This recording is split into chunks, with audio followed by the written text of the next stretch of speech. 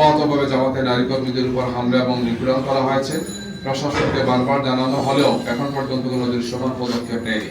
আমরা প্রশাসনের এই ধরনের একপাক্ষিক আচরণের তীব্র প্রতিবাদ জানাচ্ছি। হাদি আপনারা জানেন ঢাকা 8-এ, আর এরপরে এই ধরনের একজন প্রার্থীর সমাবেশে হামলা করা হয়েছে ছিলেন, এবং এখানে সুনির্দিষ্টভাবে বিএনপির যিনি প্রার্থী তার নেতৃত্বে তিনি উস্কানি দিয়েছেন। বাদল যিনি জামাত ইসলামের প্রার্থী শেরপুর 3-এর, মূলত তাকে হত্যা করা, অন্যদেরকে মারাত্মক করা, এই উদ্দেশ্যে তারা এই কাজটি করেছেন। গিয়ে আমরা প্রশাসনের নিরাপত্তা, আমাদের নারী এখানে ভোট দিতে যাচ্ছে, ভোট সংগ্রহ করতে যাচ্ছেন বা দাওয়াতের কাছে যাচ্ছেন, ভোটারদের কাছে যাচ্ছেন, তাদেরকে হেনস্থা করা হচ্ছে। গতকালকেও ঢাকা 4-এ আপনারা দেখেছেন একজন নারী কর্মীকে আহত করা হয়েছে।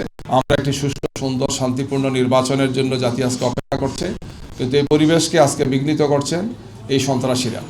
আমরা মনে করি এই জাতি অতীতেও স্বৈরাচারের এবং ফেসিবাদের বিরুদ্ধে যেভাবে ঐক্যবদ্ধভাবে আমরা আন্দোলন করেছি, বিজয় অর্জন করেছি, সন্ত্রাসীরা যদি এই ধরনের কার্যক্রম তার অব্যাহত রাখেন, তাহলে আমরা এক দলমত নির্বিশেষে, বিশেষ করে আমরা 11 দলীয় জোটে আমরা যারা আছি, আমরা সবাই জনগণকে সাথে নিয়ে আমরা তাদেরকে প্রতিরোধ করবো ইনশাল্লাহ।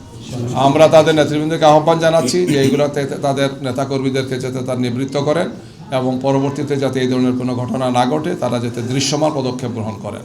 বিশেষ করে আইনশৃঙ্খলা বাহিনী এবং নির্বাচন কমিশনকে আমরা আহ্বান জানাচ্ছি, তাদের পক্ষ থেকে আমরা দৃশ্যত কার্যকর পদক্ষেপ আমরা আশা করি।